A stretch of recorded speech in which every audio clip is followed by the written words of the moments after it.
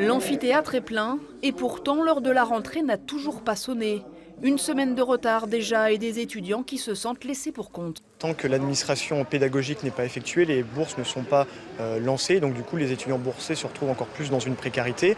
Et les étudiants, par exemple, de mesures concrètes, c'est quand ils ont besoin d'avoir un emploi du temps, de savoir comment s'organiser, parce qu'il y a beaucoup d'étudiants qui se salarient, qui ont besoin de s'organiser et qui sont dans l'incertitude. Parmi les rares avancées obtenues par la délégation reçue ce matin, des vacataires supplémentaires. Ils seront affectés aux inscriptions pédagogiques pour venir à bout du retard pris par l'administration en raison d'une nouvelle organisation de la formation en licence. Mais à long terme, aucune embauche d'enseignants titulaires.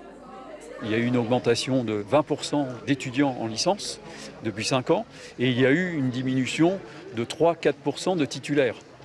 Donc on ne peut pas faire face à l'augmentation des effectifs qui n'est pas finie puisque l'année prochaine il y aura encore par exemple plus d'étudiants que cette année. Quant au manque de salles et aux locaux vétustes, le président de l'université dit y travailler.